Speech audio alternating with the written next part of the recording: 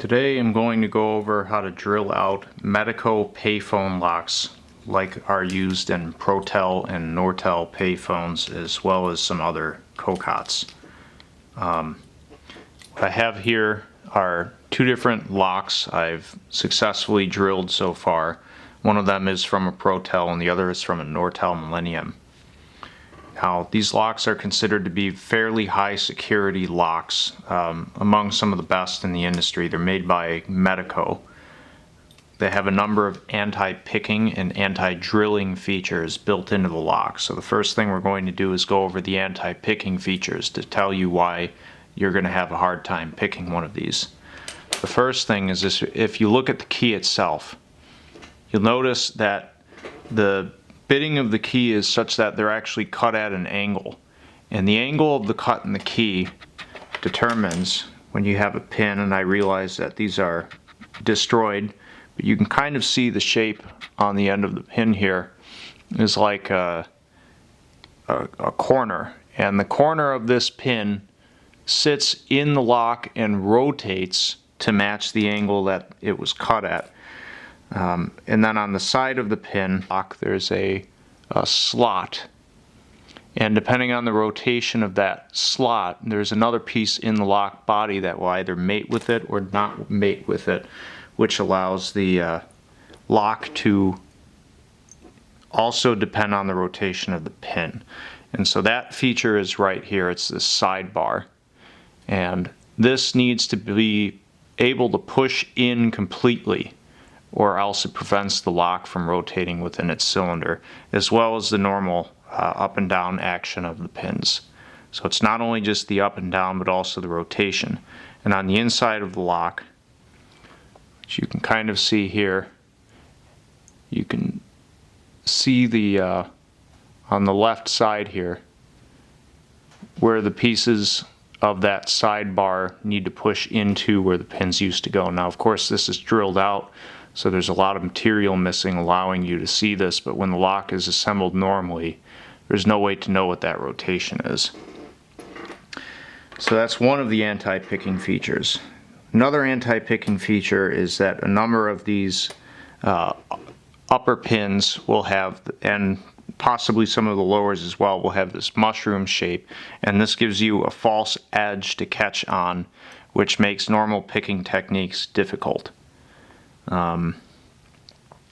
Those are the two big anti-picking features of these Medeco locks. I am not good at lock picking. I haven't really ever successfully picked a real lock. I mean, if you get like a really cheap lock, sometimes they just about fall open. So for these payphone locks, it was hopeless.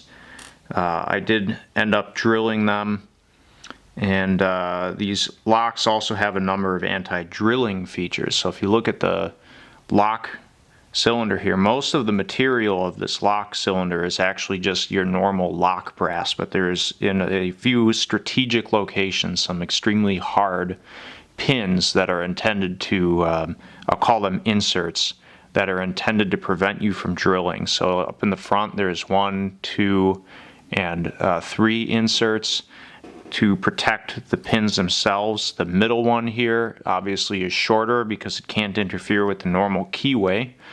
And the two left and right outer inserts are significantly longer and extend further into the lock body to make it difficult to drill. On the side here where the sidebar is, there's also an insert there to prevent drilling the sidebar. So the solution is that you have to go right through the middle of these two inserts and hollow out enough space inside the lock to dig the normal lock pins out, get them completely out of the lock, and then you'll be able to turn the lock once the pins are out. One of the other anti-drilling features is that, and this was not true of my Protel lock, which had no hardened lock pins, but some of the pins in the Nortel lock additionally had these hardened inserts in the lock pin itself, which makes it very difficult to drill these pins. So similarly here, I was starting to drill and I ran into this pin and it wouldn't go any further. So what I ended up doing is pushing the pin up and out of the way, drilling as much of the end as I could and pushing past it. Although I think on the next lock I'm going to try pushing it out of the way entirely and just drilling past those hardened pins. So now we're going to talk about the technique here for drilling these locks. So you're going to need a 1/8 inch high-speed steel drill bit. The size is very important because if you remember those hardened inserts, this bit will be just small enough to fit right between those outer two hardened inserts.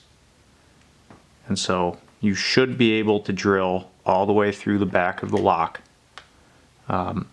without having any problems hitting those hardened bits. Now as you start drilling, it's hard to get this perfectly aligned. I find that as I start drilling, I will end up hitting the hardened inserts, but because the rest of the lock body is just brass, the drill bit will want to follow the path of least resistance and it'll get pushed away from the hardened inserts. And so long as I pay attention to that and I reposition the drill as necessary to follow that, I can kind of end up with the drill bit right between the hardened inserts with no trouble. Now you may have to sharpen the drill bit from time to time. It will go dull, especially if you are running into hardened pieces inside the lock. This is a rotary file or rotary burr meant to mount in a Dremel tool. This is also about 1/8 inch in diameter, and it's made of solid carbide, or so the packaging tells me, and it'll fit in your pilot hole and allow you to dig out material around in the lock body, which will then allow you to basically dig these pins out and either pull them out the front of the lock or push them through the hole you made in the back to get them out of the way.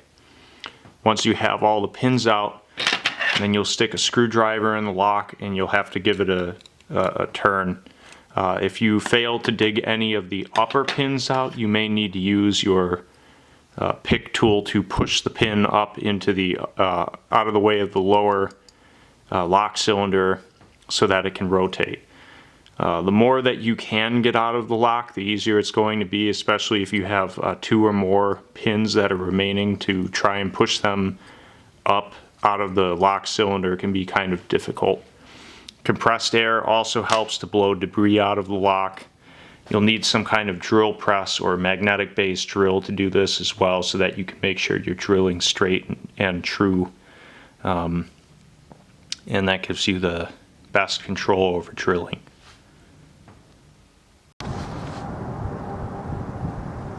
Alright, so step 1 here is to line up with the bottom of the keyway of the lock. And we're going to drill a series of holes, starting at the bottom and working to the middle, and then basically 3 holes all in a line, missing the pins.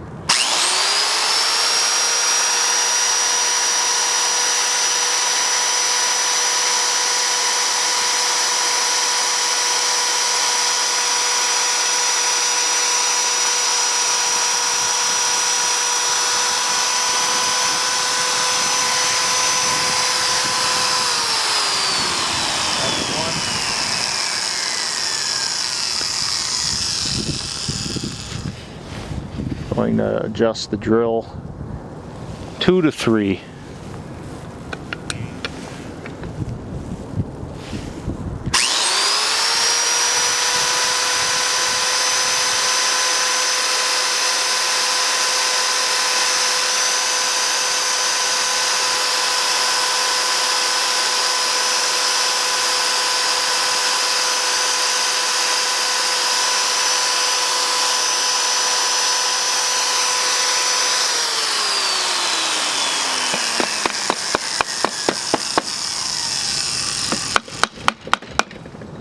Try to follow where the bit wants to go.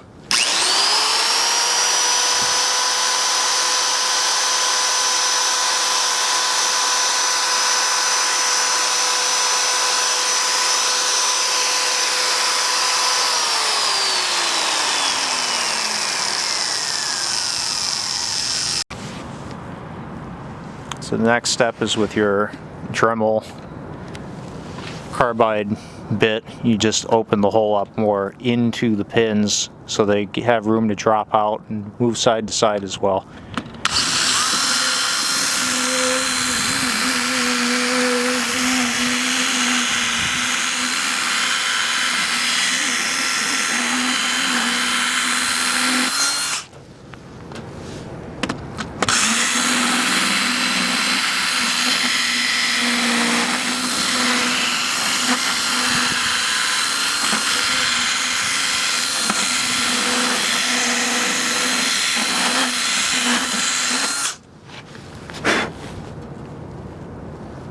Might be enough already.